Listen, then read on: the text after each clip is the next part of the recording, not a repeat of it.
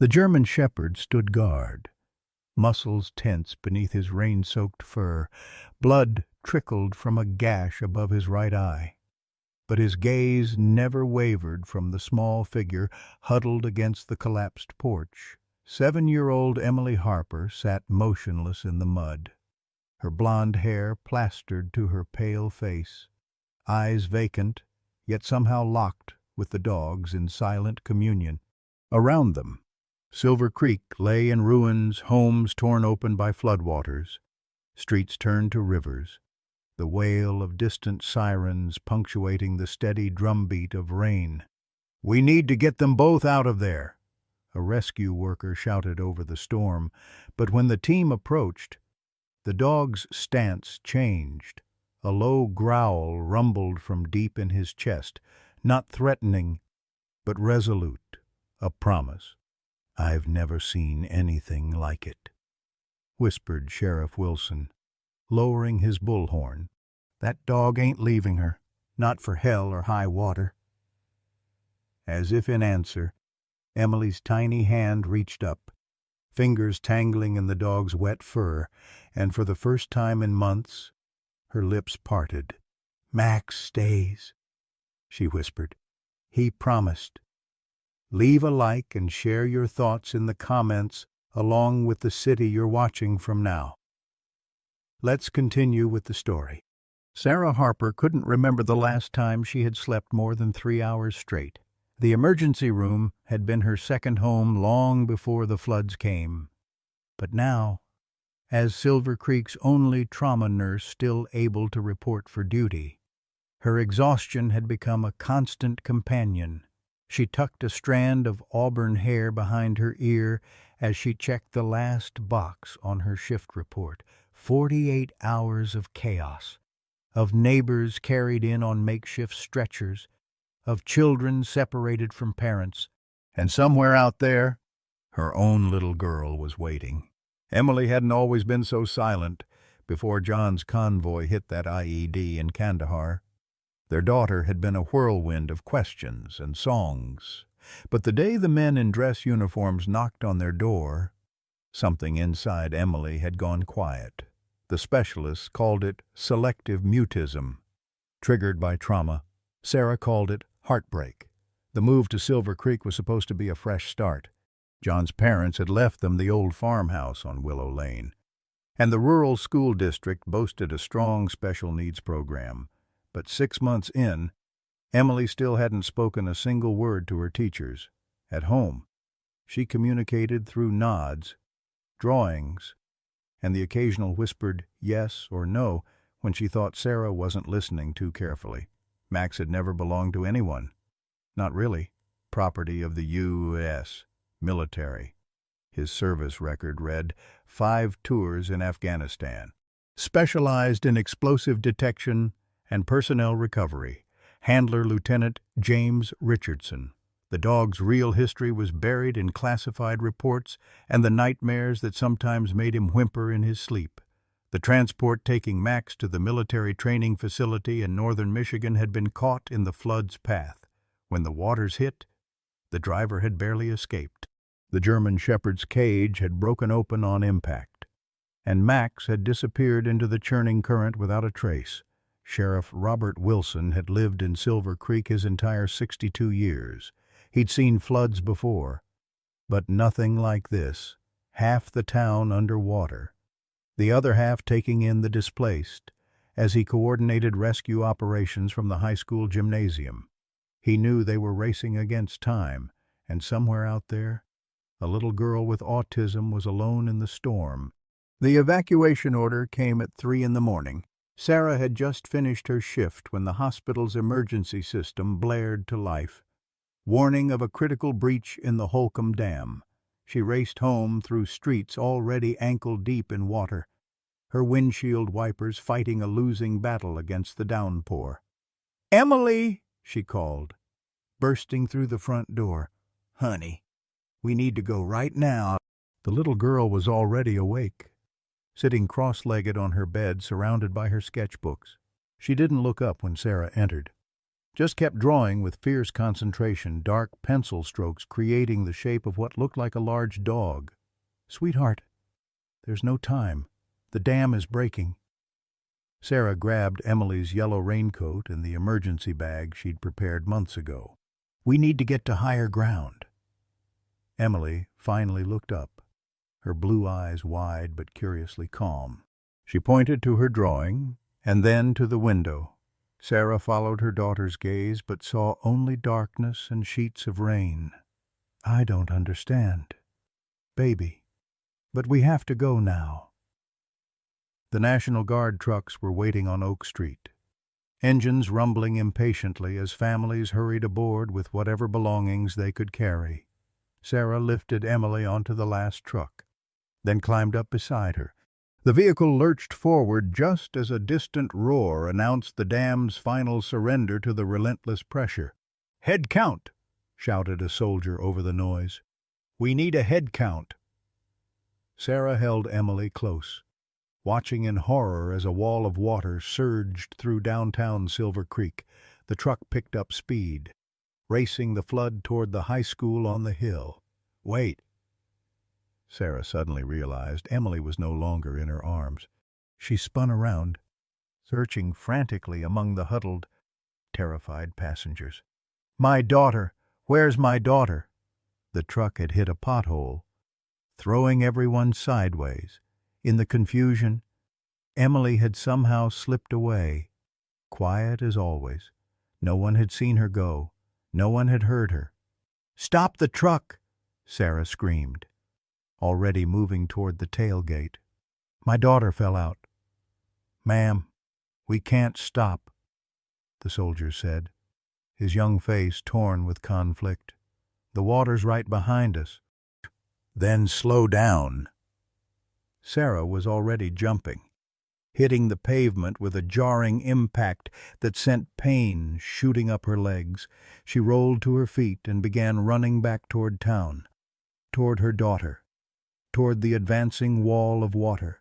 Sheriff Wilson found her 2 hours later, half drowned and still calling Emily's name as she waded through chest-deep water. He had to physically restrain her from diving back in. "Sarah, stop. You can't help her if you're dead." "She's out there. Robert. She's alone, and she's scared, and she can't even call for help." Sarah fought against his grip, her nurse's uniform plastered to her body like a second skin. "We've got search teams in boats covering every street," the sheriff assured her. "If Emily's out there, we'll find her." But the hours stretched on with no sign of the silent little girl, the high school gymnasium filled with dazed survivors, and still Sarah stood by the door, scanning each face that entered. The rain continued to fall, and hope began to drain away like the murky water finding its way to lower ground, miles away. Max was fighting his own battle against the current. Military training had taught the German Shepherd to swim efficiently, to conserve energy, to focus on survival. But the rushing water kept pushing him downstream, away from the scents and sounds of people that might lead to shelter. His powerful legs churned beneath him, his muzzle lifted high above the surface.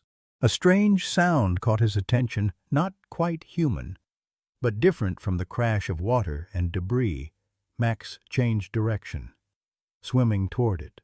There, clinging to the remains of a wooden fence, was a small figure, a child. Emily had never learned to swim. When the surge hit, she'd managed to grab onto the fence as the water carried her from the road. Now she clung there, silent even in her terror. As the water rose inch by inch toward her chin, Max didn't hesitate. Swimming alongside the fence, he positioned himself next to Emily. The little girl stared at him with wide, startled eyes. The dog barked once, then again, more insistently. Understanding flickered across Emily's face. With trembling arms, she reached out and wrapped them around Max's thick neck. He paddled away from the fence, the child's weight making their progress slow but steady toward a nearby rooftop that jutted above the waterline.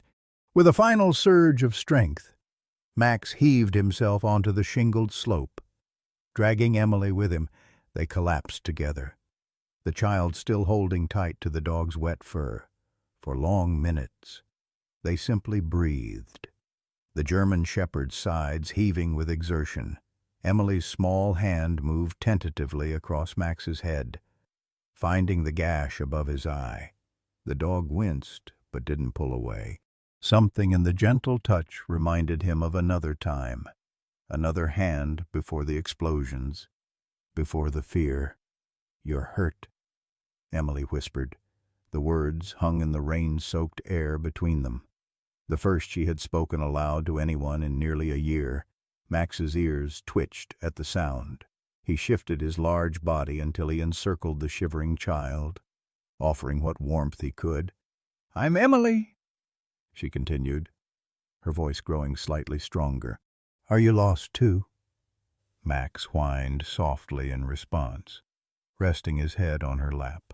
Emily's fingers stroked his wet fur, her touch becoming more confident.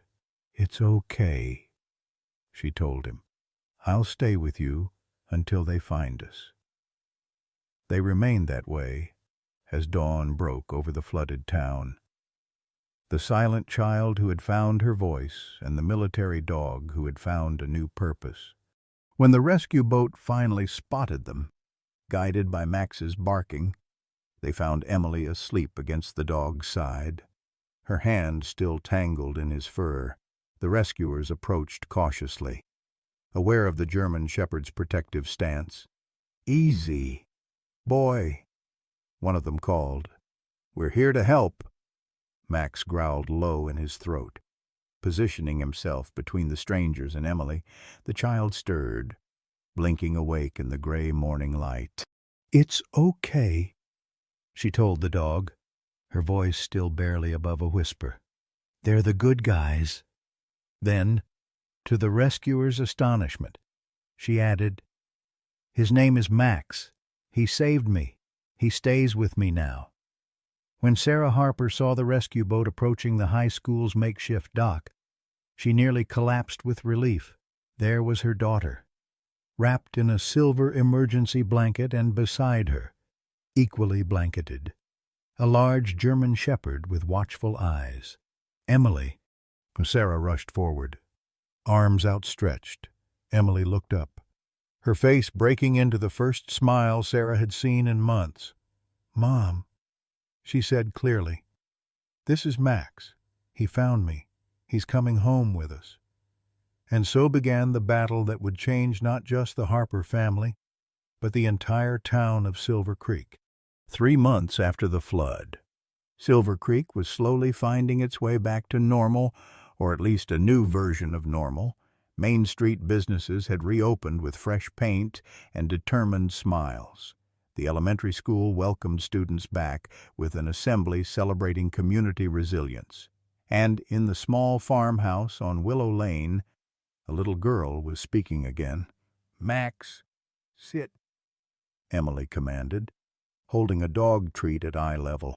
The German shepherd immediately lowered his haunches to the kitchen floor, dark eyes never leaving her face. "Good boy." Sarah watched from the doorway, still amazed by the transformation. The specialists had called it miraculous how Emily had gone from selective mutism to complete sentences in a matter of weeks. "It's the dog," the child psychologist had explained during their last session. "He's created a safe space for her to find her voice again." Not that keeping Max had been easy. The military had come looking for their missing asset within days of the flood. Only Sheriff Wilson's intervention and his friendship with a state senator had secured them a temporary custody arrangement while Emily's case was evaluated. The agreement stipulated monthly check-ins, training maintenance, and the understanding that the arrangement could be terminated if deemed in the military's best interest. "Time for school, sweetheart," Sarah called. "Don't forget your project." Emily nodded. carefully placing her drawing in a folder. It showed Max standing on a rooftop, a small girl beside him, water all around. Beneath it, in careful printing, she had written, "My hero." For the first time since John's death, Emily seemed eager to share something with her classmates. "Max comes to the bus stop," the child insisted, already clipping a leash to the dog's collar. "Of course." Sarah agreed. These days, Max went almost everywhere with Emily. The school had made an exception to their no pets policy, allowing the German Shepherd to lie quietly beside Emily's desk during class. Her teachers reported remarkable improvement not just in communication, but in all areas of learning. Max's legal status remained complicated. The military had provided his service records impressive but heavily redacted. What remained clear was his exceptional training and mysterious departure from active duty 6 months before the flood. The transport he'd escaped from was taking him to an evaluation center, not back to deployment as originally assumed. As Sarah prepared for her shift at the hospital, she noticed the flyer on the refrigerator, "New veterinary practice opening, Silver Creek Animal Clinic, Dr.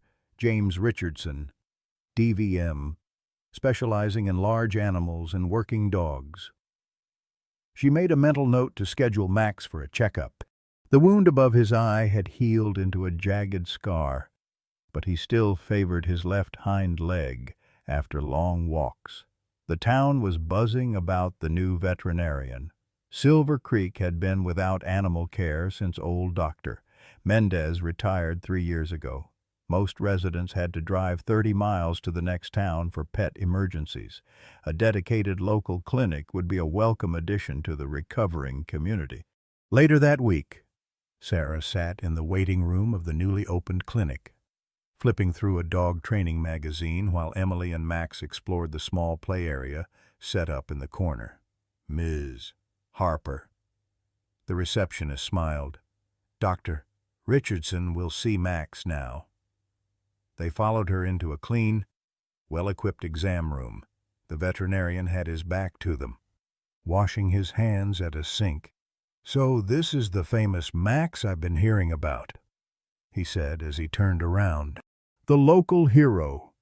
The words died on his lips as he came face to face with the German Shepherd. Max's reaction was immediate and alarming. A deep growl rumbled from his chest, his body stiffening, hackles rising along his spine. "Max, no." Emily moved quickly, placing herself between the dog and the startled veterinarian. "He's a doctor. He helps."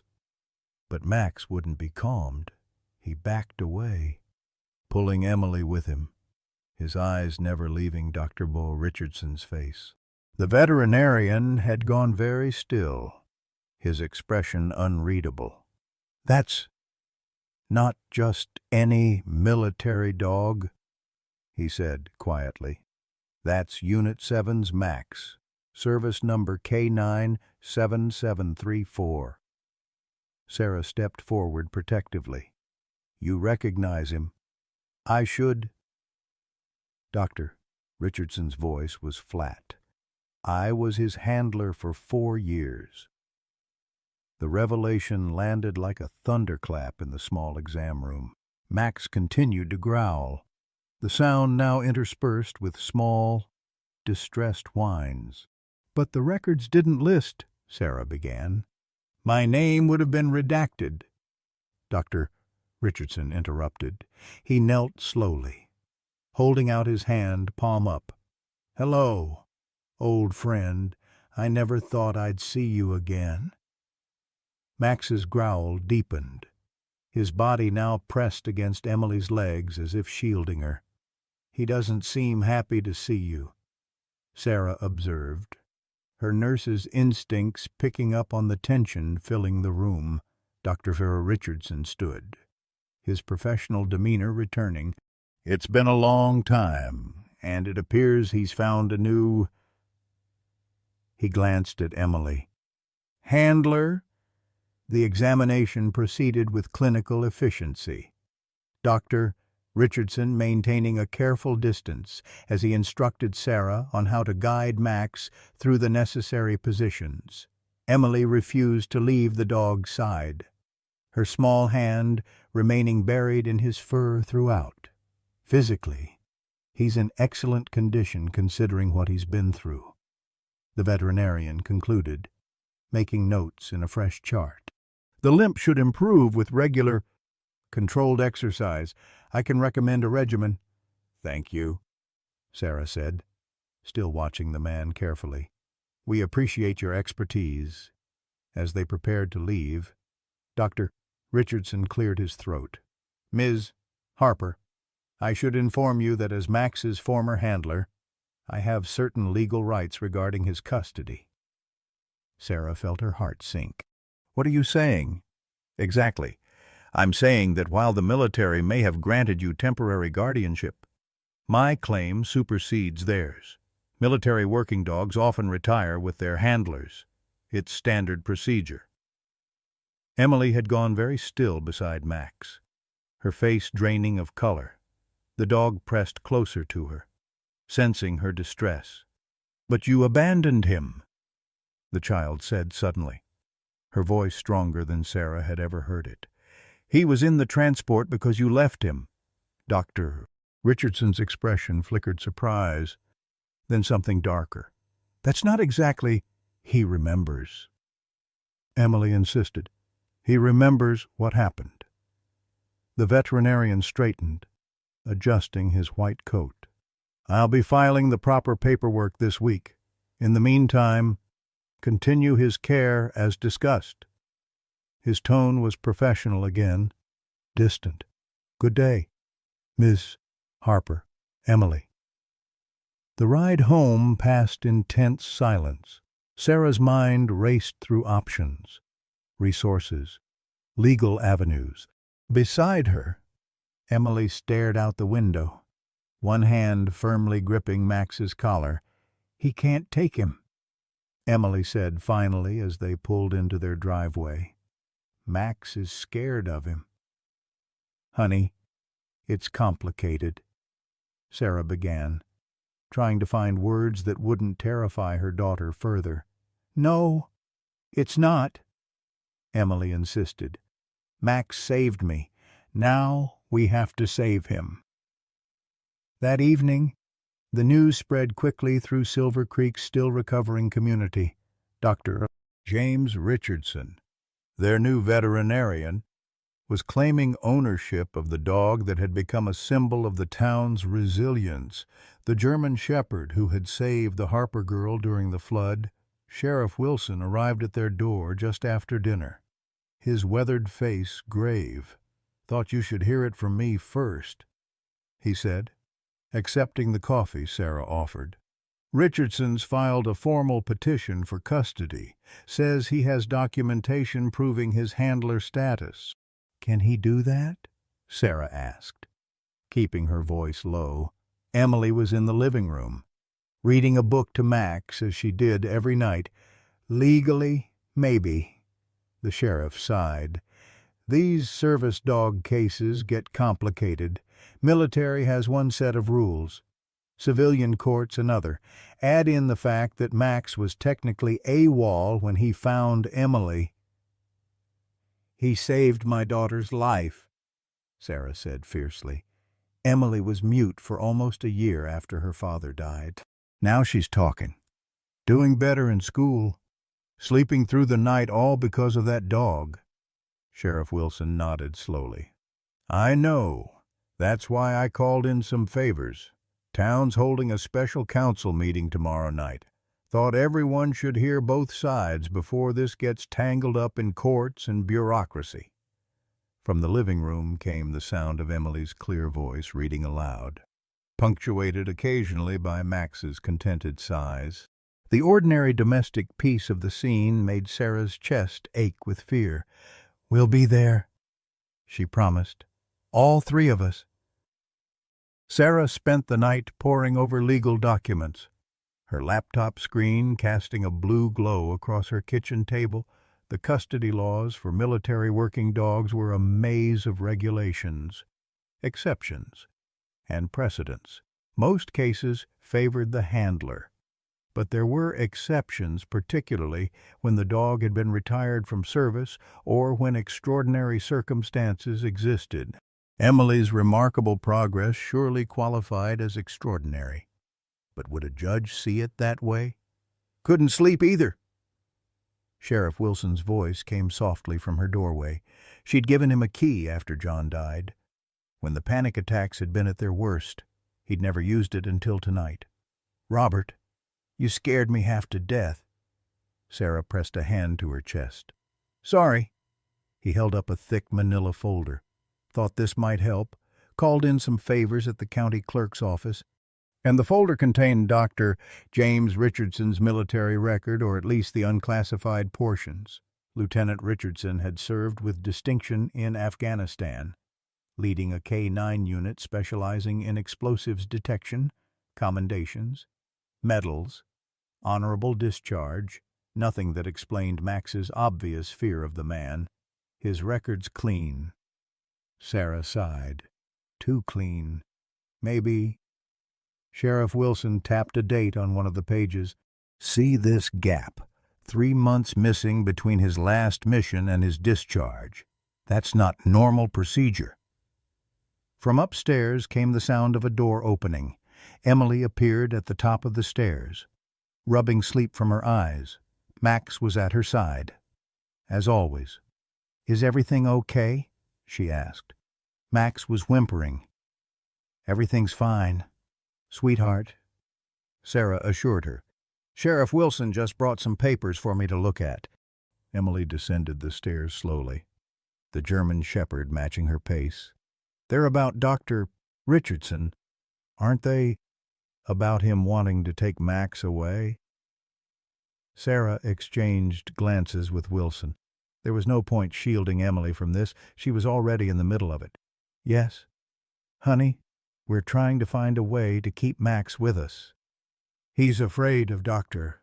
Richardson," Emily said simply. "Something bad happened." "What makes you say that?" "Emily," Sheriff Wilson asked, his voice gentle but alert with professional interest. The child sat down at the table, Max settling at her feet. "He has nightmares about sand and loud noises, and about the man with the angry voice." Sarah's breath caught.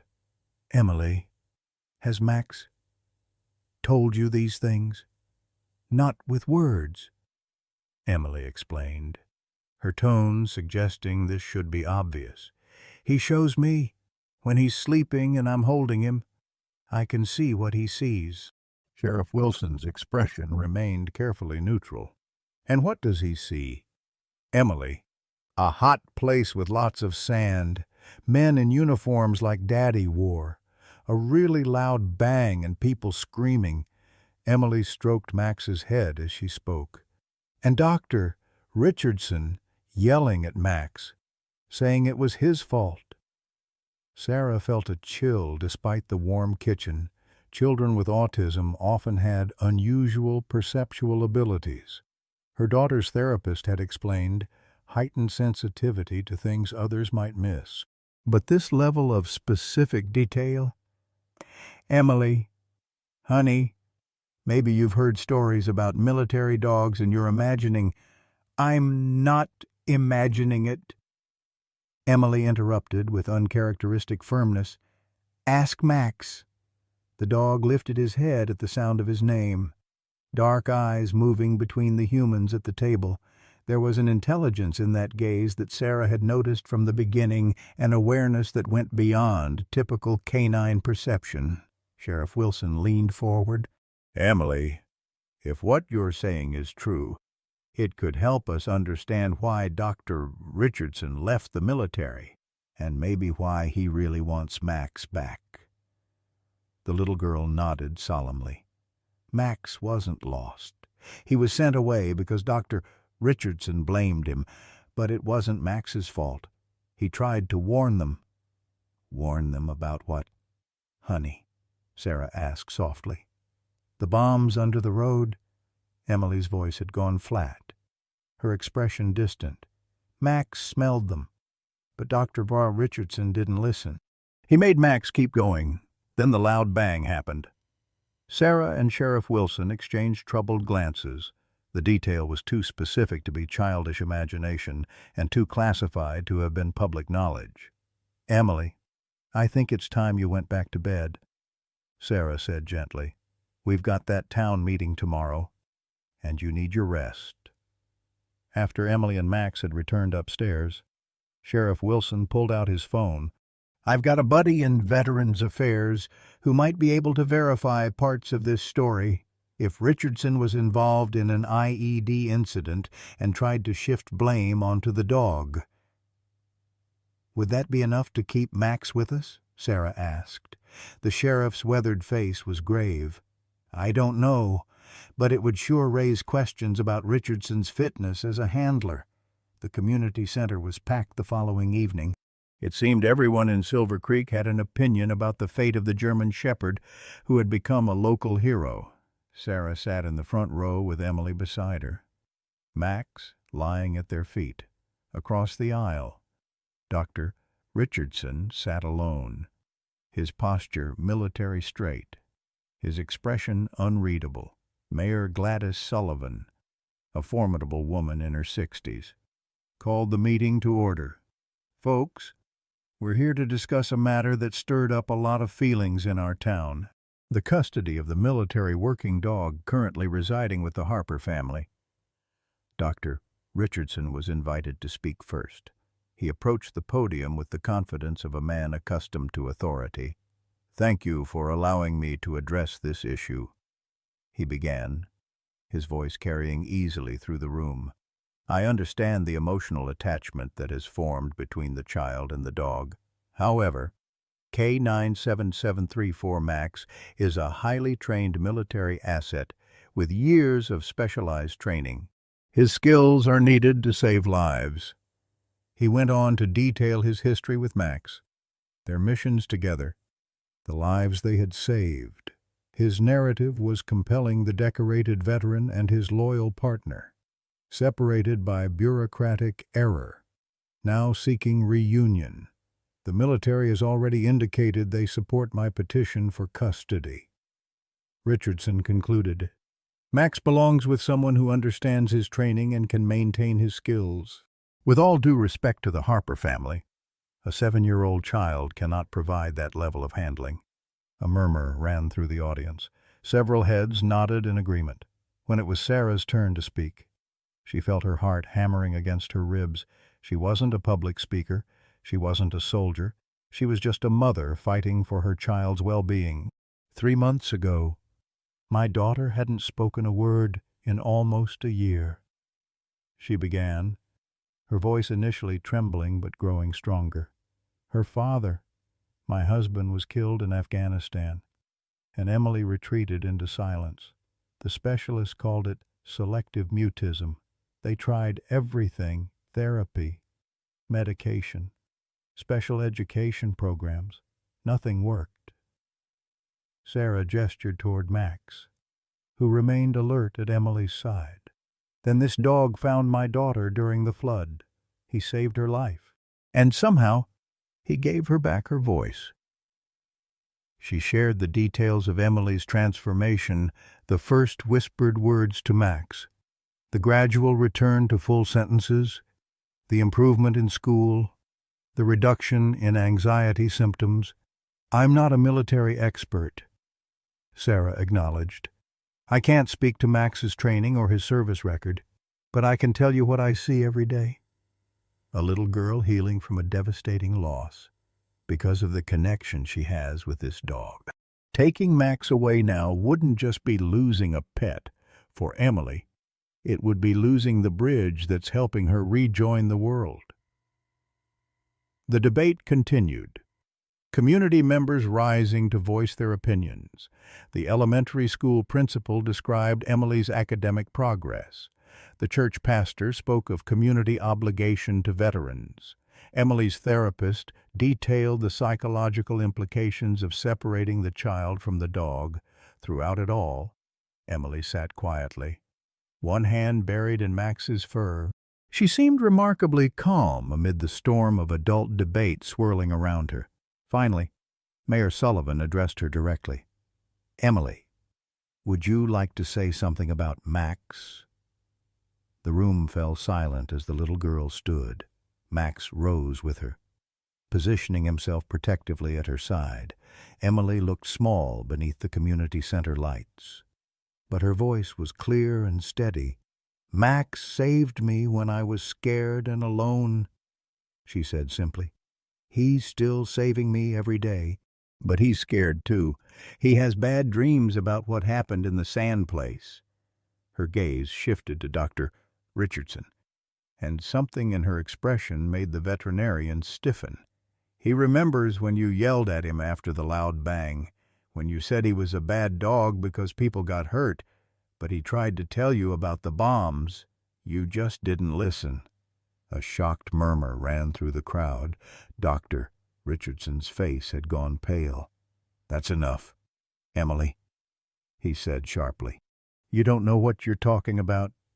I know Max tried to sit down and wouldn't walk forward," Emily continued, undeterred. "That's what he does when he smells something bad, but you pulled his leash and made him go. Then the noise came, and the fire, and people were screaming." Richardson shot to his feet. "This is absurd. She's making up stories." "Is she?" Sheriff Wilson's voice cut through the rising tension. He stood at the back of the room, beside a man in a military uniform that Sarah didn't recognize. "Because Captain Jenkins here says her description matches the classified report of the incident that ended your field service. Lieutenant Richardson." The uniformed man stepped forward, introducing himself as Captain Thomas Jenkins, Veterans Affairs Liaison. "We've been investigating a discrepancy in Lieutenant Richardson's discharge paperwork," he explained. "The account we just heard is consistent with the testimony of the surviving members of that patrol." Dr. Richardson's composure cracked. "That dog cost men their lives. He failed to detect." "No, Lieutenant, you failed," Captain Jenkins corrected firmly. "Multiple witnesses stated that K97734 showed classic alert behavior, which you misinterpreted or ignored. The Army's final determination was handler error, not equipment failure." The revelation landed like a bombshell in the quiet community center. Dr. Richardson's face contorted with a mixture of rage and shame. "You don't understand," he said, his voice barely controlled. "Living with that guilt, knowing I could have prevented it." "So you blamed the dog," Sarah said quietly. "And now you want him back. Why? To make things right, or to make sure he can't tell anyone else what really happened?" Emily had returned to her seat, arms wrapped around Max's neck. The German shepherd watched Dr. Cole Richardson with unwavering attention, his posture alert but no longer fearful. Captain Jenkins cleared his throat. "In light of these circumstances, and the dog's obvious bond with the child, the military is prepared to officially retire K97734 from service. However, the matter of legal custody remains complex." Dr. Richardson seemed to deflate before their eyes, the righteous anger draining away into exhaustion. "She's right," he admitted finally. "I blame Max because I couldn't face my own mistake. I've been running from it ever since." He looked at Emily and the dog, his expression softening. "He deserves better than what I can give him." The next hour was spent in quieter, more measured discussion. Legal documents were reviewed, conditions were proposed. Mayor Sullivan mediated with the practical efficiency of someone who had managed town disputes for decades. By evening's end, a compromise had been reached. Max would remain with the Harper family as Emily's support animal, with his military status officially changed to retired. Dr. Richardson would retain visitation rights and would provide veterinary care as needed. In return, He would help train both Emily and Sarah in maintaining Max's working skills, not for military purpose, but to keep the intelligent dog mentally stimulated and fulfilled. As the meeting adjourned, Emily approached Dr. Richardson cautiously, Max at her side. The veterinarian knelt to meet her at eye level. "I'm sorry I scared your dog," he said gently, "and I'm sorry I tried to take him away from you." Emily studied him with the direct, unfiltered gaze characteristic of children on the autism spectrum. "He's not just my dog," she said finally. "He's my friend, and he could be your friend too, if you let him." Dr. Richardson extended his hand slowly, palm up, toward Max. After a moment's hesitation, the German shepherd stepped forward and sniffed his fingers. The gesture wasn't forgiveness, not yet. But it was a beginning. As Sarah watched her daughter guide this tentative peace process, she felt a surge of pride, unlike anything she'd experienced before. Emily, who had been trapped in silence for so long, was now teaching others how to heal, and Max, who had carried the burden of undeserved blame, was finding a new purpose beyond what his military training had intended. The investigation into what had really happened in Afghanistan continued in the weeks that followed. Slowly, the full picture emerged: a routine patrol, an inexperienced handler's overconfidence, a dog's ignored warnings, and an explosion that had left 3 soldiers dead and twice as many wounded. Dr. Richardson had escaped physical injury but carried the psychological wounds of that day, wounds he had tried to transfer to Max. Sarah found herself in the unexpected position of mediator, balancing Emily's needs with the community's interest in Max's story and the military's ongoing involvement. The local newspaper ran a feature on the unusual custody arrangement. Drawing attention from larger media outlets, letters poured in from veterans, dog handlers, and families of children with autism, all sharing their own stories of healing through animal connection. Emily began keeping a journal of her observations about Max, his preferences, his training responses, the subtle ways he communicated. Her teachers were amazed by the detailed notes and drawings, suggesting they might form the basis for a more formal study. For a child who had once been unable to express her own emotions, Emily showed remarkable insight into the emotional states of her canine companion. One evening, as Sarah was preparing dinner, she found Emily and Max in the backyard with Dr. Richardson. The veterinarian was demonstrating a complex series of hand signals, which Max followed with practiced precision. "He's so smart," Emily said admiringly as Max navigated an improvised obstacle course. "Do you think he misses being a working dog?" Dr. Richardson considered the question seriously. "I think he misses having a job." "Sure, but all dogs want a purpose and a pack. You've given him both." "We could give him a new job," Emily suggested. "He could help other kids like me." The idea took root and began to grow, with Dr. Richardson's professional guidance. Sarah initiated conversations with Emily's therapist about the possibility of training Max as a certified therapy dog. The process would be lengthy, but the potential benefits, not just for Emily, but for other children struggling with trauma and communication disorders, were compelling. Meanwhile, Sheriff Wilson continued digging into the redacted portions of Dr. Richardson's military file. Something about the story still didn't add up, particularly the veterinarian's abrupt career change and relocation to Silver Creek of all places. What had brought him to this specific small town at this specific time? Winter approached, bringing with it the first anniversary of John Harper's death. Emily seemed more solemn than usual, spending long hours with Max in her father's old study, looking through photo albums and military memorabilia. Sarah gave her space while keeping a watchful eye. balancing between protection and the independence her daughter increasingly sought. None of them could have predicted that the approaching storm, both literal and figurative, would soon test their newfound stability in ways they couldn't imagine, forcing each of them to confront their deepest fears and reveal truths long buried beneath layers of grief, guilt, and silent understanding.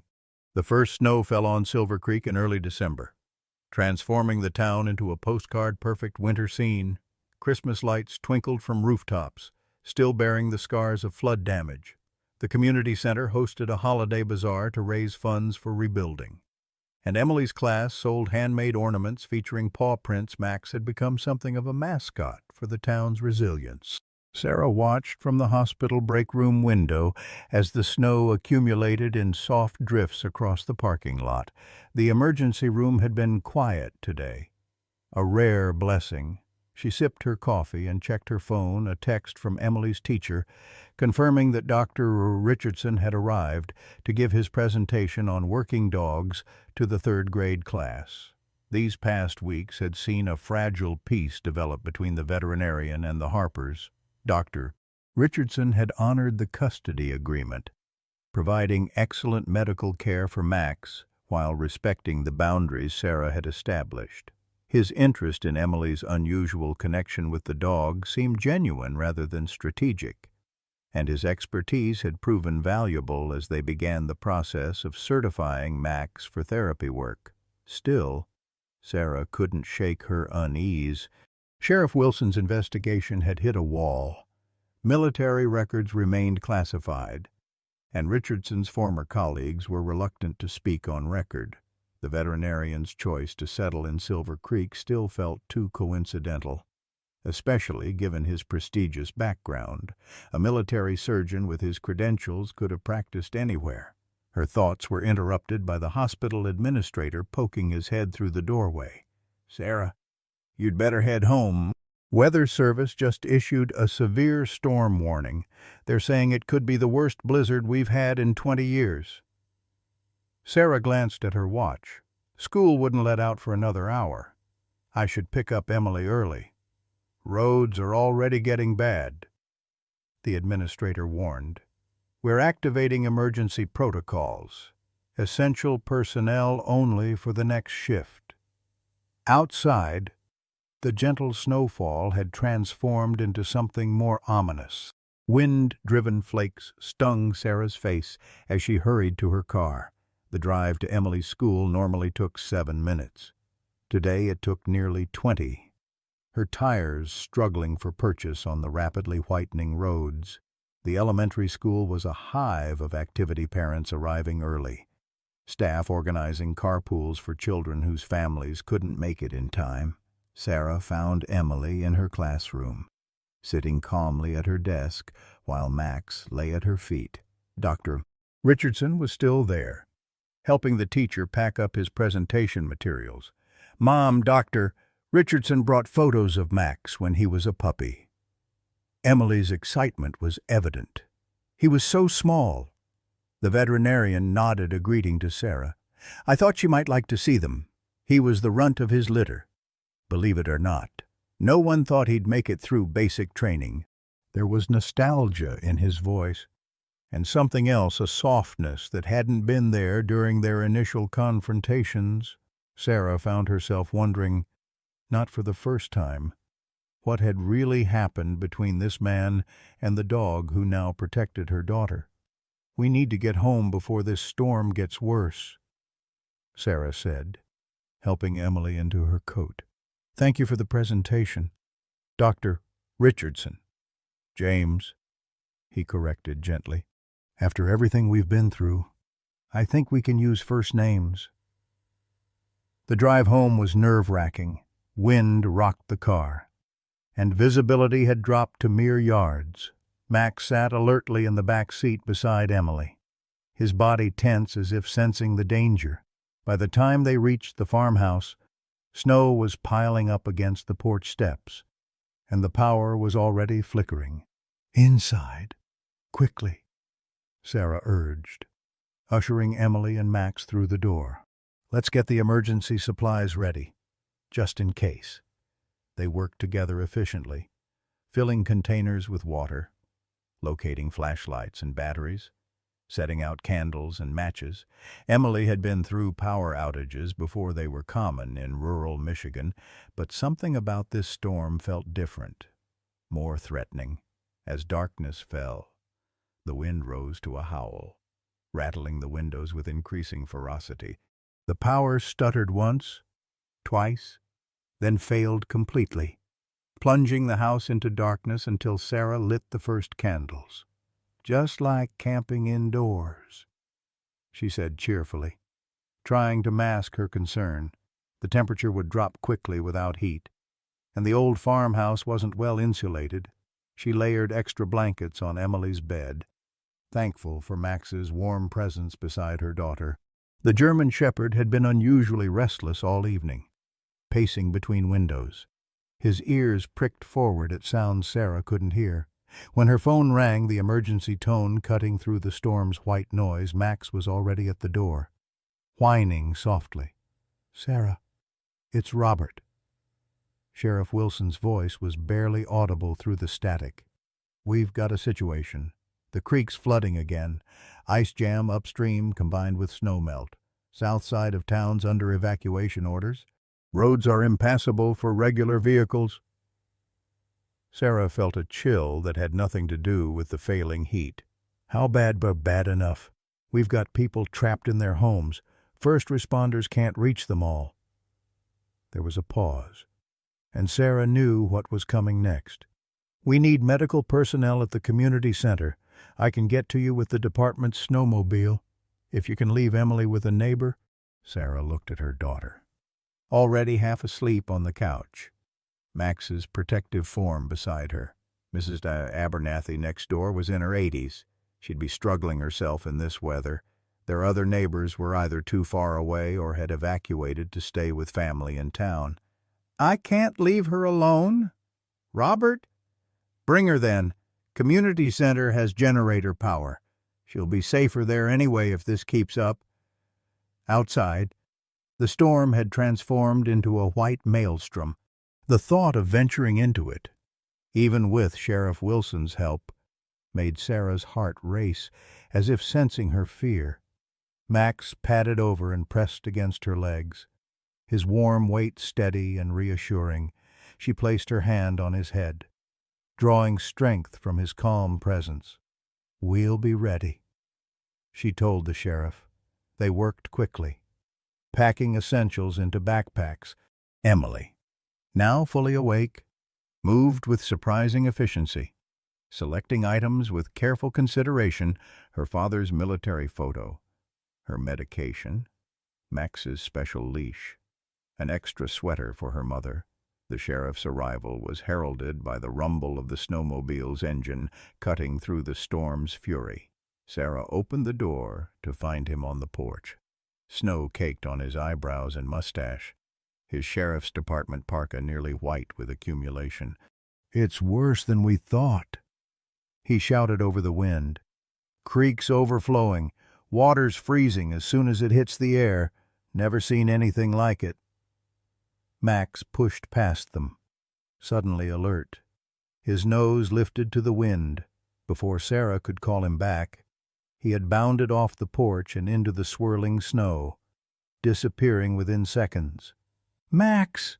Emily cried. Trying to follow, Sheriff Wilson caught her around the waist. "He'll come back, honey," he assured her. "Dogs don't get lost in storms like people do." But Emily was inconsolable. "He heard something. He's trying to help someone." Sarah knelt before her daughter, gripping her shoulders. "Emily, listen to me. If Max heard something, then he's doing his job. Remember what Dr. Richardson said about his training? He's designed to find people in trouble." The little girl's eyes widened with understanding. "Then we have to follow him. He's showing us where to go." Sheriff Wilson was already shaking his head. "Too dangerous. We need to get you both to the community center." "Robert," Sarah said quietly, "if Max heard someone out there, They might need medical attention. We can't just ignore it." The sheriff's weathered face creased with conflict. 20 years of emergency response training warred with his trust in the instincts of a military working dog. 5 minutes, he conceded finally.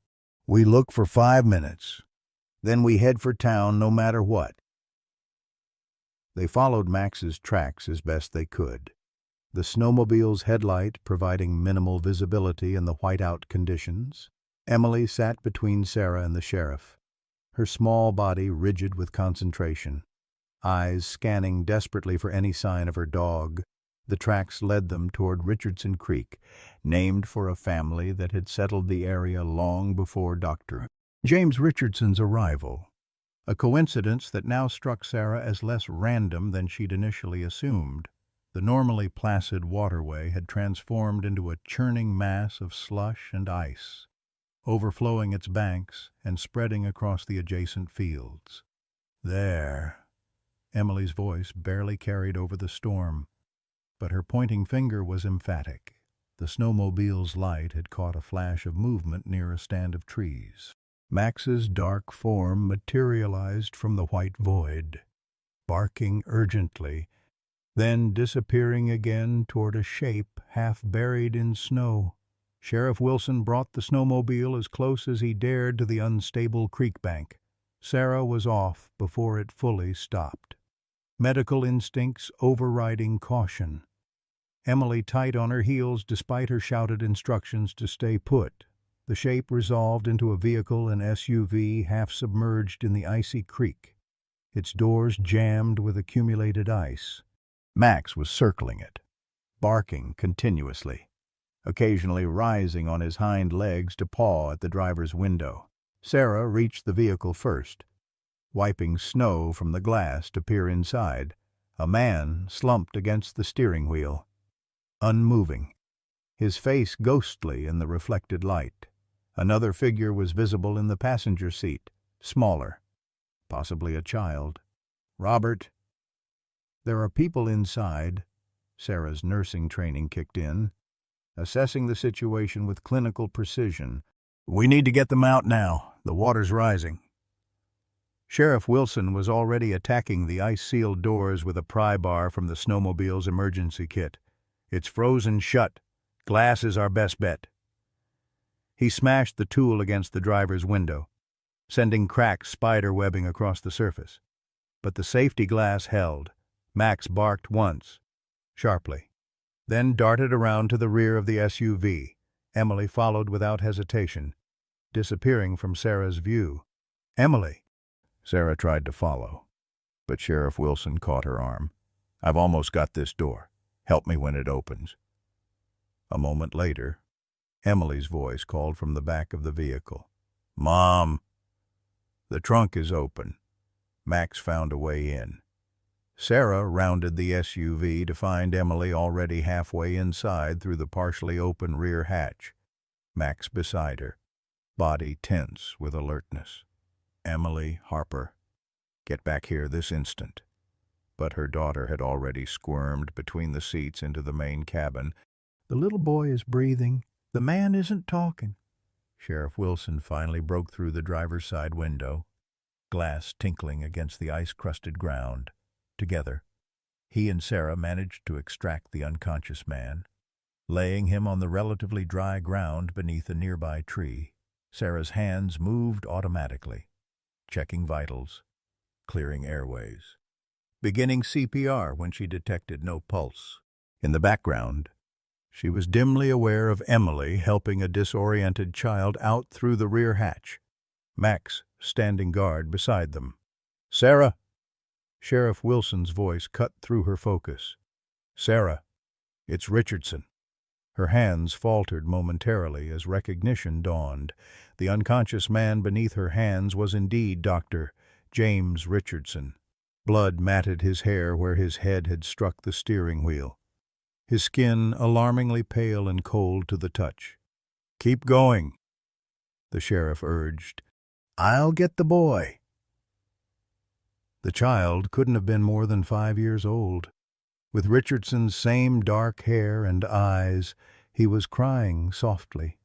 clinging to Emily as Sheriff Wilson wrapped him in an emergency blanket. "That's Tommy," Emily explained, her voice steady despite the chaos around them. "Dr. Richardson's son. He was taking him to his mom's house when the car slid into the creek. Sarah's professional detachment threatened to crack." Richardson had a son. He'd never mentioned a child during the custody hearings or their subsequent interactions. What else didn't they know about the man who had become so entangled in their lives? Minutes stretched into an eternity as Sarah continued CPR, her arms burning with effort, her knees numb against the frozen ground, just as despair began to creep in. Richardson gasped, coughed, his body convulsing as it fought to draw oxygen into fluid-filled lungs. "James, can you hear me?" Sarah rolled him onto his side, supporting his head as he continued to cough up creek water. His eyes flickered open, unfocused at first, then sharpening with panic. "Tommy," he rasped. "Where's my son?" "He's safe," Sarah assured him. "Emily and Max got him out." The veterinarian's gaze shifted beyond her, finding his son huddled with Emily under the sheriff's parka. The relief that washed across his face was swiftly followed by confusion. Then something like awe as understanding dawned. "The dog found us," he whispered. "How?" Before Sarah could respond, Max's demeanor changed. The German shepherd's ears flattened against his head, his body lowering into a defensive stance. A low growl rumbled from his chest as he placed himself between Emily and the tree line beyond their small group. Sheriff Wilson's hand moved to his sidearm. "What is it?" "Boy!" Max's growl deepened, the sound carrying an unmistakable warning. Something was out there in the storm. Something that represented a threat more immediate than the cold or the rising water. "We need to move," Sheriff Wilson decided, his tone brooking no argument. "Now, all of us." Sarah helped Richardson to his feet, supporting him as they staggered toward the snowmobile. The vehicle wasn't designed to carry 5 people and a large dog, but they had no choice. The temperature was dropping rapidly, and Richardson needed immediate medical attention. As they struggled through the deepening snow, Sarah became aware of lights moving through the storm, not the steady beam of a flashlight or headlamp, but the erratic sweep of multiple searchers working a grid pattern. A voice carried faintly on the wind, calling Richardson's name. "Over here!" Sheriff Wilson shouted, firing a signal flare into the sky. The red light illuminated the scene momentarily, the half-submerged SUV, their small group huddled together, and beyond them, shadowy figures moving through the trees. Max's growl had not subsided. If anything, it had intensified, his body now pressed protectively against Emily's legs, his gaze fixed on the approaching lights. Richardson stirred against Sarah's supporting arm. "Not right," he mumbled through blue-tinged lips. "Not search and rescue. Not local." "What do you mean?" Sarah asked, alarm spiking through her exhaustion.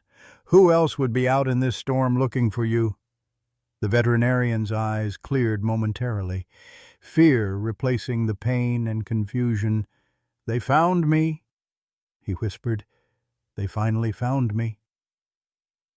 The approaching figures moved with military precision through the storm, their tactical lights cutting sharp beams through the swirling snow.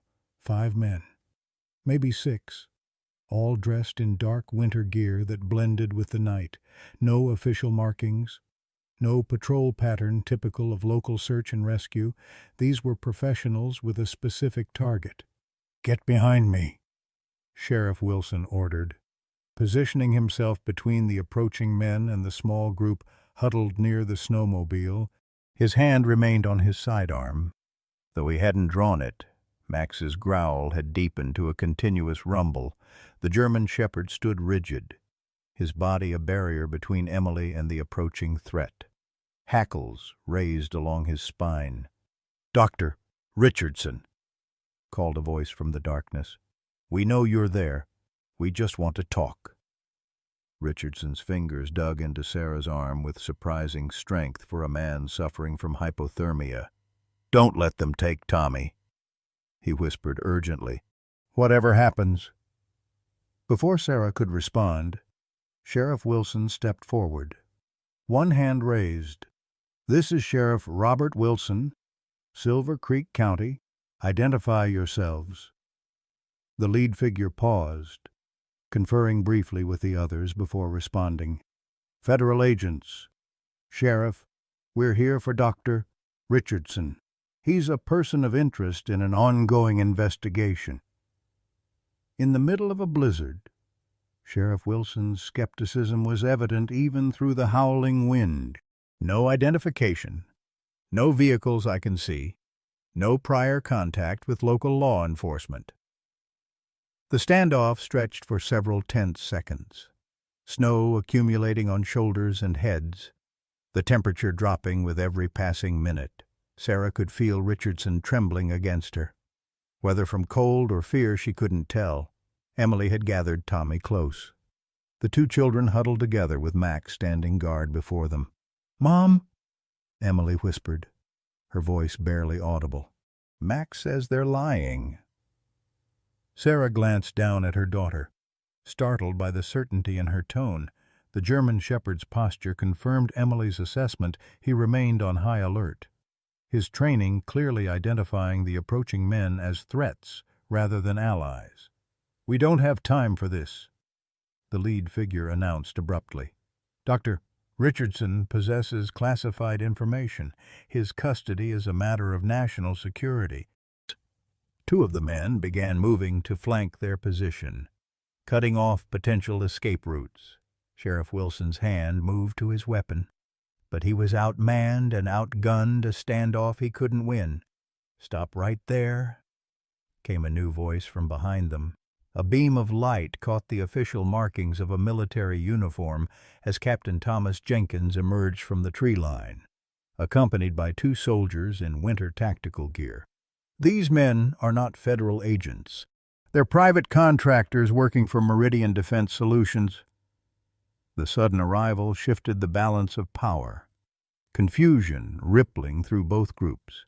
The lead figure from the first team recovered quickly. "Captain Jenkins, this is an unexpected pleasure. Your presence is not required here." "I disagree, Mr. Reeves." Jenkins moved forward to stand beside Sheriff Wilson. "The Department of Defense has a vested interest in Dr. Richardson's welfare and in protecting the assets he attempted to appropriate." Sarah felt Richardson stiffen against her.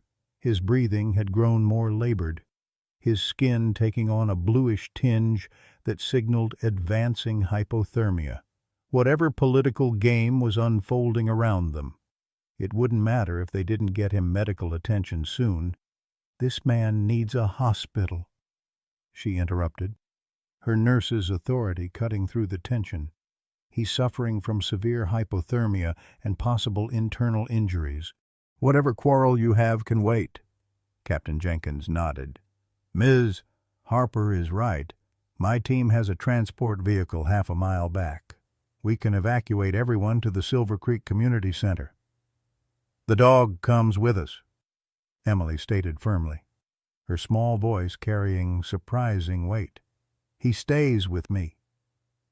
Jenkins' gaze shifted to Max, recognition flickering in his eyes. "K97734. Of course, he's part of this." He knelt to Emily's level. "He won't leave your side, will he?" Emily met his gaze directly. "Never. He promised." The standoff dissolved into tense cooperation, necessity overriding the animosity between the two groups. Richardson and Tommy were loaded into Jenkins' military transport. With Sarah climbing in to monitor the veterinarian's condition, Sheriff Wilson insisted on following with his snowmobile. Emily and Max riding with him.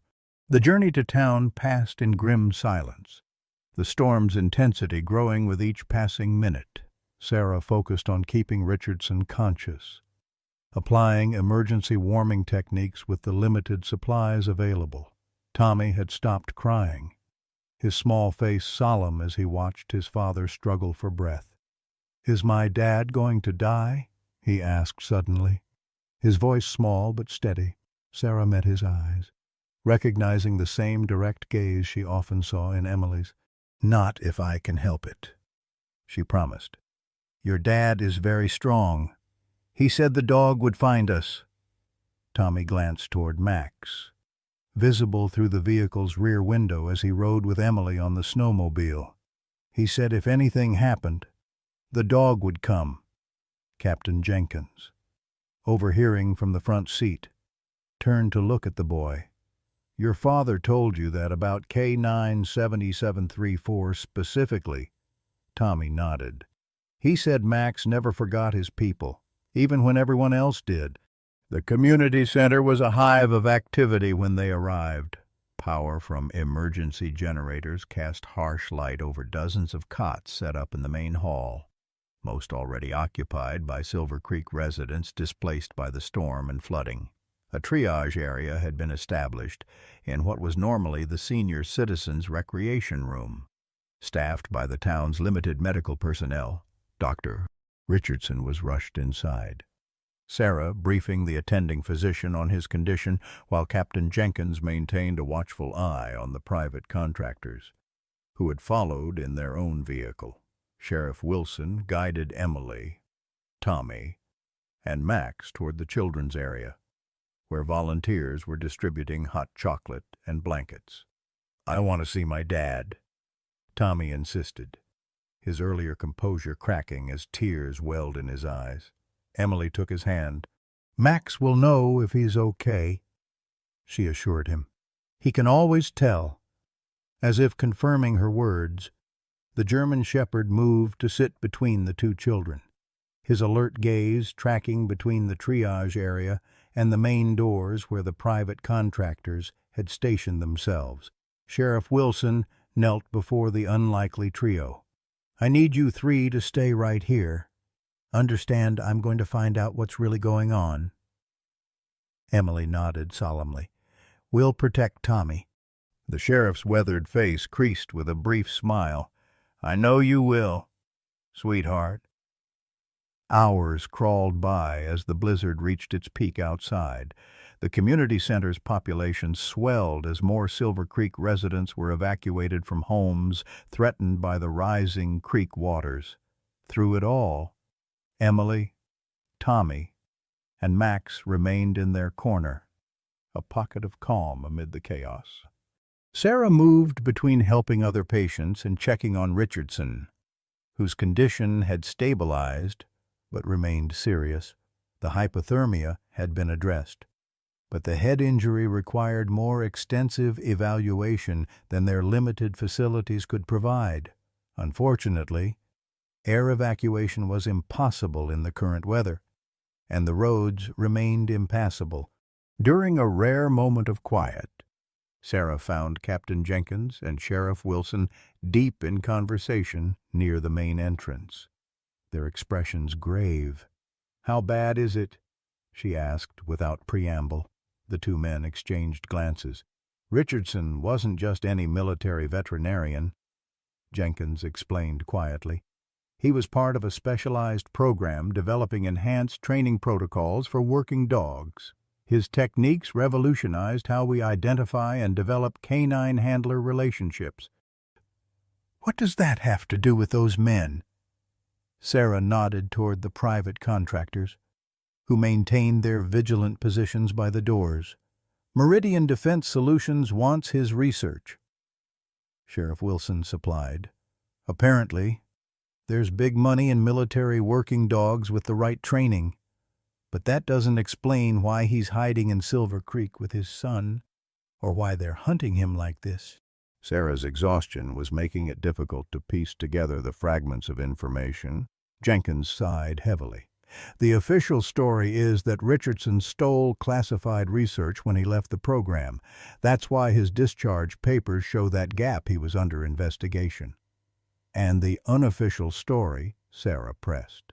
The unofficial story is that Richardson refused to implement certain enhancements to the training program, methods that he felt were unethical. Jenkins' gaze drifted to where Max lay curled protectively around the two children. He wasn't just Max's handler, he was the architect of the bond that made that dog exceptional. Sarah felt a chill that had nothing to do with the storm outside. And they want that bond. That's why they're here, not just for Richardson, but for Max. For both of them, Jenkins confirmed. The dog demonstrates capabilities beyond standard training parameters. His ability to locate and protect Emily during the flood. His tracking skills tonight, they're extraordinary. Meridian has government contracts worth millions riding on replicating those abilities. The record said Max was sent for evaluation after a failed mission. Sarah recalled. But that's not what happened, is it? Sheriff Wilson's weathered face was grim. According to what Richardson told us while they were treating him, he falsified those records himself. He was trying to get Max out of the program before they could implement the new protocols on him. The transport accident during the flood was actually his attempt to retrieve the dog from the facility. Sarah's mind reeled with the implications, the coincidences that weren't coincidences at all. Richardson's arrival in Silver Creek, his immediate recognition of Max, his claim to the dog. It hadn't been about blame or guilt. It had been about protection. "Does Emily know?" she asked, her maternal instincts flaring with protective urgency. "Has she been in danger this whole time?" "I don't think Richardson knew Emily existed until he arrived in town," Jenkins said. "But once he saw their connection, he recognized something he'd been trying to create through science, a natural bond that can't be manufactured or replicated." As if summoned by their conversation, a commotion erupted from the triage area. Sarah rushed toward the sound, pushing through the gathering crowd to find Richardson sitting upright on his cot, arguing with the attending physician. "I need to see my son," he insisted, his voice hoarse but determined. "And the dog. They're coming for them both." Sarah moved to his side, pressing him gently back onto the cot. "Tommy is safe with Emily and Max. You need to rest." Richardson gripped her wrist, his eyes wild with urgency. "You don't understand. It was never about me. It was always about Max and his capabilities. And now that they've seen what he can do with your daughter—" His words were cut short by a sudden power failure. The emergency generators sputtered and died, plunging the community center into darkness. Panic rippled through the room, voices rising in alarm as volunteers rushed to distribute flashlights and candles. In the confusion, Sarah heard the one sound that sent true fear coursing through her veins. Emily's scream, high and terrified, followed by Max's ferocious barking. "Emily!" She pushed through the disoriented crowd, Richardson struggling to follow despite his injuries.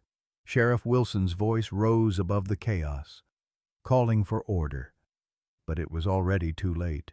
By the time Sarah reached the children's area, she found only overturned chairs and abandoned blankets. Emily, Tommy, and Max were gone. The blizzard had reached its peak, transforming Silver Creek into a ghostly landscape of white. Wind screamed through the streets, driving snow into drifts that buried parked cars and barricaded doorways. Inside the community center, chaos reigned as Sheriff Wilson organized search teams despite the near-zero visibility outside. "We need every available flashlight," he commanded, his voice carrying above the panicked murmurs. "They can't have gone far in this weather." Sarah stood frozen in the spot where her daughter had been, her mind struggling to process the reality of Emily's absence. Dr. Richardson leaned heavily against a nearby wall, his face gray with pain and fear. "This is my fault," he whispered. "I brought this to your town, to your family." Captain Jenkins approached, accompanied by his 2 soldiers. "My men found signs of struggle at the south exit. Looks like they're heading toward the industrial park." "In this storm," Sarah's voice cracked with disbelief, "they've taken 2 small children out into a blizzard. They'll freeze to death." "They won't go far," Richardson said, pushing himself upright with visible effort. "There's an abandoned warehouse in the industrial zone. Meridian's been using it as a forward operating base." Sheriff Wilson turned to him sharply. "And you know this how—" "Because I've been watching them watching me for weeks," Richardson admitted. "They didn't just stumble onto Silver Creek by accident. They've been tracking me since I left the program." Sarah felt rage building beneath her fear. "You knew they were here, and you didn't warn anyone. You let Emily get close to Max, knowing these people might come for him." "I thought I had covered my tracks," Richardson said, his voice hollow with regret. "I thought Tommy and I would be safe here, anonymous." "Well, you were wrong," Sarah snapped, already pulling on her coat. "And now my daughter is paying the price." Sheriff Wilson stepped between them. "Blame won't find the children. We need to move now, before the storm gets any worse." They assembled a small rescue team, Sheriff Wilson, Captain Jenkins and his 2 soldiers, Sarah, and despite the doctor's protests, Dr. Walt Richardson, the veterinarian's knowledge of Meridian's tactics might prove crucial, and no one was willing to leave him behind where the remaining contractors might regroup and take him. "Max will protect them," Richardson said as they prepared to venture into the storm. "That's what he was trained for. That's what he does." Sarah wanted to believe him, but the howling wind and the memory of Emily's scream made it difficult to hold on to hope.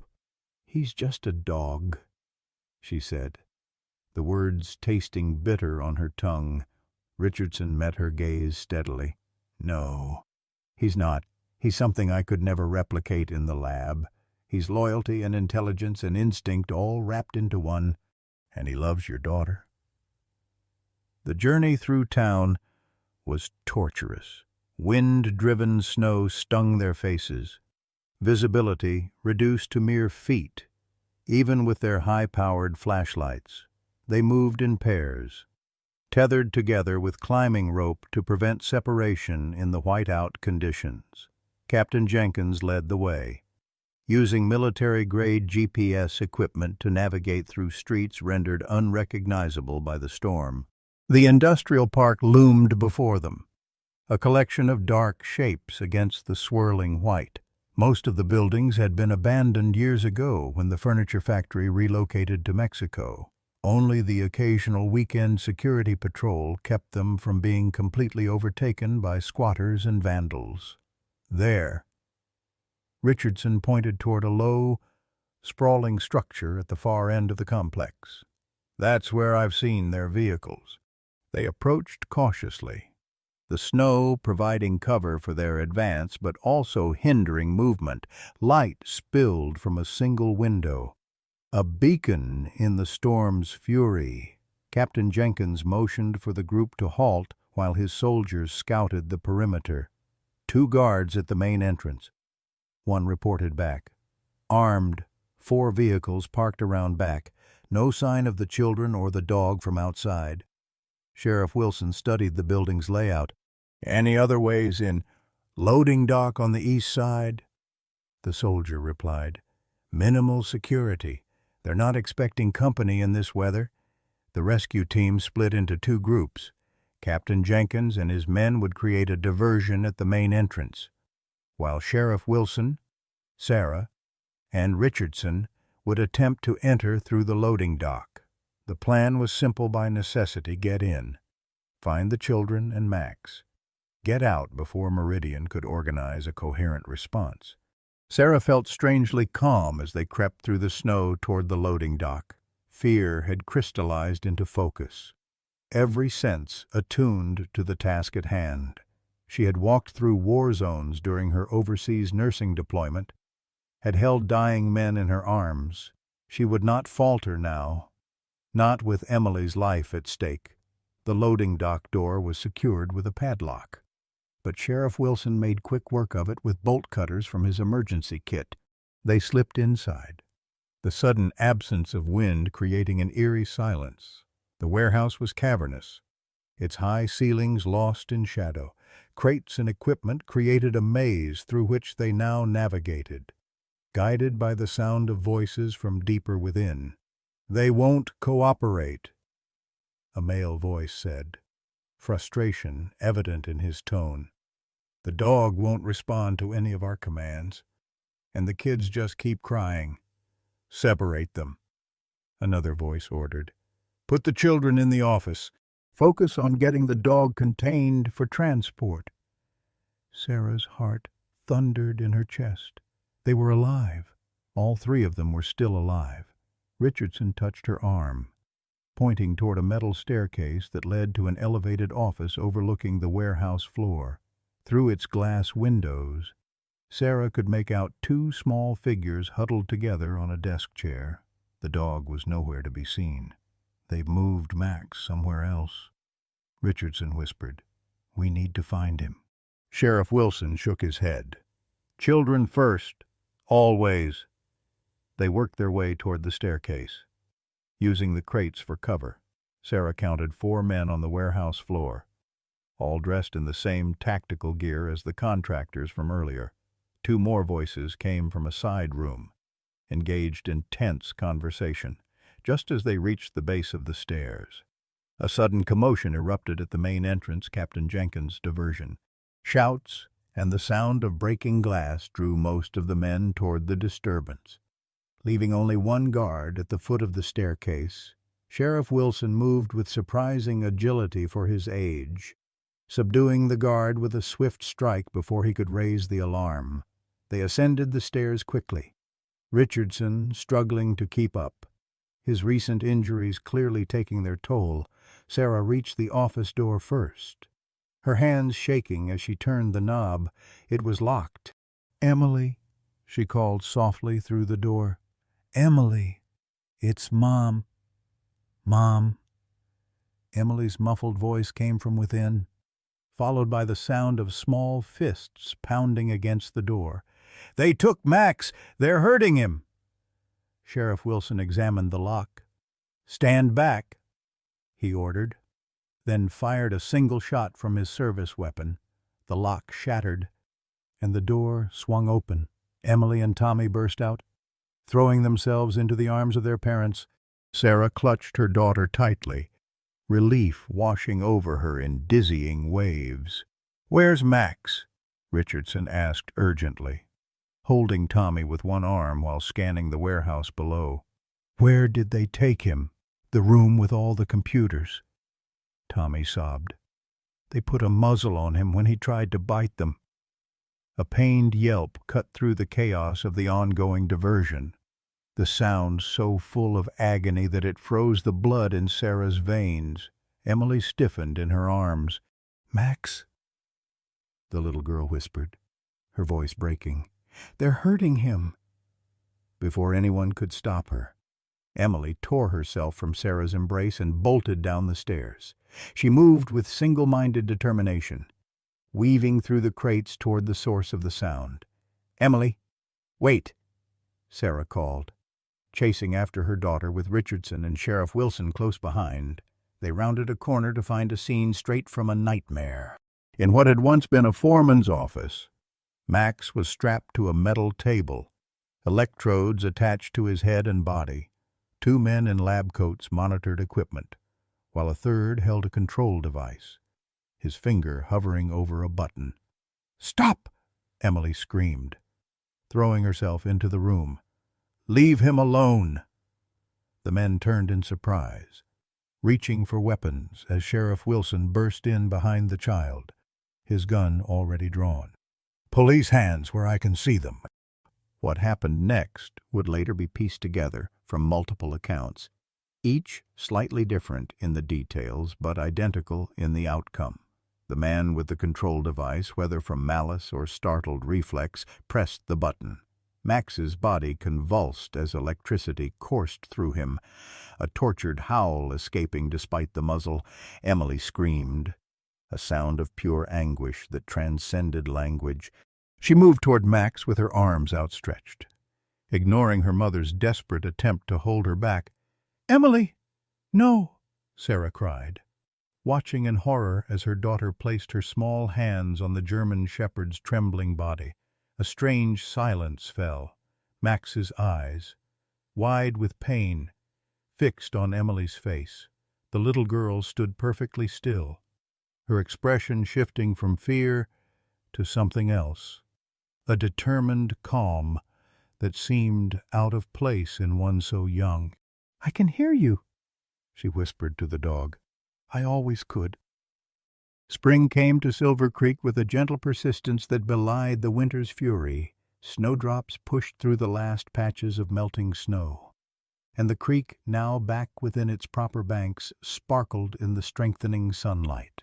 The town had survived both flood and blizzard, emerging battered but unbroken. On the farmhouse porch, Sarah Harper sat with a cup of coffee, watching Emily and Max in the yard below. The German shepherd moved with a slight stiffness now, evidence of what he had endured during those dark hours in the warehouse, but his eyes remained bright and alert, especially when fixed on Emily as she tossed a tennis ball across the new grass. 3 months had passed since the night of the storm, 3 months of healing, of explanations, of rebuilding both structures and trust. The full story had emerged in fragments. Dr. James Richardson's revolutionary work with military working dogs, his refusal to implement training methods he considered inhumane, his flight with his son when Meridian Defense Solutions threatened to use those methods regardless. Max had been the program's greatest success, a dog whose empathetic abilities transcended standard training parameters. Richardson had falsified records to indicate Max's failure, attempting to save him from becoming a template for methods that would cause untold suffering to other animals. When the ruse was discovered, both man and dog became targets. The night of their rescue had become something of a local legend. Though the official reports were deliberately vague, Captain Jenkins had arrived with reinforcements just as Sheriff Wilson was securing the Meridian personnel. The private military contractors now faced charges ranging from kidnapping to illegal weapons possession, their government contracts suspended pending investigation. As for Emily's connection with Max, the moment in the warehouse when she had placed her hands on the suffering dog and somehow calmed him despite her own terror, no official explanation was offered. The military's interest in the German shepherd's unusual abilities had been quietly dropped, replaced by a formal retirement certificate that granted full legal custody to the Harper family. "Penny for your thoughts," said a voice from the driveway. Sarah looked up to see Dr. Richardson James, as she now called him, walking toward the porch. Tommy ran ahead of his father, immediately joining Emily and Max in their game. "Just thinking about how much has changed," Sarah replied. Making room on the porch swing, James sat beside her, his movements still careful after the injuries sustained during the storm. "For the better, I hope?" Sarah considered the question seriously. The past months had brought challenges she never could have anticipated. Emily's nightmares about the warehouse, the media attention following the arrest of the Meridian operatives, the bureaucratic maze of officially adopting a retired military working dog. But there had been unexpected joys as well. Emily's continued progress in school and therapy, the special license they'd received to train Max as a therapy dog for other children with communication disorders, the gradual building of trust between Sarah and James as they navigated their complicated shared history. "Mostly better," she decided with a small smile. Though I could have done without the excitement.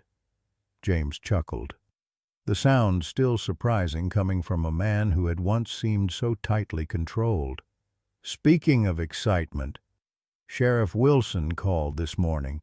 The prosecutor believes they have enough evidence to proceed with the case against Meridian without involving Emily or Tommy as witnesses. Relief washed over Sarah. The thought of her daughter testifying, of reliving that terrible night, had been weighing heavily on her mind.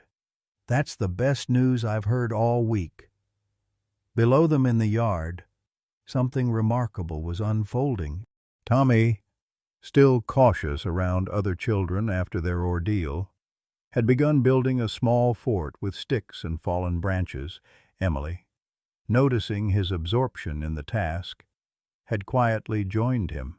Now they worked side by side, occasionally exchanging words, but mostly communicating through the shared language of creation. Max lay nearby, his watchful gaze divided between the children and the surrounding property, always on guard, but no longer fearful. They're resilient, James observed softly. More than we give them credit for. They've had good examples, Sarah replied. A dog who survived war and torture, a father who risked everything to protect his son. People find strength where they need to. The afternoon stretched peacefully before them, golden spring light warming the porch as they watched the children play. When Emily's therapist arrived for their weekly session, she commented on the noticeable improvement in the little girl's demeanor. "She's making remarkable progress," the woman said as she prepared her materials. Many children with similar communication challenges take years to develop the skills Emily has mastered in months. The therapy session took place in John Harper's old study, now transformed into a bright space filled with children's books and art supplies. Max was an active participant, responding to commands not just from Emily, but from the therapist as well, demonstrating the techniques that would eventually allow him to work with other children. He understands exactly what they need, the therapist explained afterwards. It's as if he can sense when someone is struggling to express themselves and provides just the right kind of support. Sarah watched as Emily proudly demonstrated Max's newest skill, bringing specific comfort items when she showed signs of anxiety. The bond between child and dog had evolved into something even more profound than the initial connection that had given Emily back her voice. They moved together with an easy synchronicity, each anticipating the other's needs almost before they arose. Later that evening, as Sarah tucked Emily into bed with Max curled at her feet, the little girl asked a question that had clearly been on her mind for some time. "Mom, do you think Daddy sent Max to us?" Sarah settled on the edge of the bed, considering how to answer. John's absence was still a wound that occasionally reopened, especially in quiet moments like these. "What makes you ask that, sweetheart?" Emily's fingers tangled in Max's fur, finding the familiar comfort there, because he promised he'd always protect us, even if he couldn't be here. And then Max found me in the flood, just when I needed someone most. Sarah felt tears prick behind her eyes. "Your dad would have moved heaven and earth to keep you safe. If he could have sent Max to watch over you, I believe he would have." Satisfied with this answer, Emily drifted toward sleep, her breathing deepening as Sarah switched off the bedside lamp. In the gentle darkness, Max's eyes gleamed briefly before he too settled into rest. His body aligned protectively along the length of the child's bed. Sarah paused in the doorway, watching them, the extraordinary dog who had refused to leave her daughter, and the little girl who had refused to live in silence, both broken in their own ways, both healing through the simple miracle of unconditional love. "Thank you," she whispered, the words meant for Max, for John's memory, for whatever combination of chance and destiny had brought them all together. Thank you for remembering her. They say wisdom comes with age, but sometimes it takes a child and a dog to remind us of life's most profound truths. In the story of Emily and Max, we see reflections of our own journeys, the unexpected losses that leave us speechless, the moments when we've felt abandoned by those meant to protect us, and the healing that comes when someone refuses to leave us behind. How many of us have faced storms, literal or figurative, that seemed impossible to weather? How many have felt that crushing silence when words fail and grief overwhelms? This German shepherd's unwavering loyalty to a child who couldn't speak mirrors the steadfast companions who've seen us through our darkest hours. The friend who showed up after a diagnosis, the spouse who held our hand when we buried a parent, the pet who seemed to understand our pain without a single word spoken. It reminds us that sometimes the most powerful connections transcend language, that healing often comes from the most unexpected sources, and that even in our twilight years, we are never too old to believe in the extraordinary capacity of love to bridge the gaps between us, to heal what's broken, and to find us even when we are lost. I hope you enjoyed today's story. Subscribe to the channel so you don't miss more stories like this. Leave a like and comment below what you thought of the story. See you in the next video.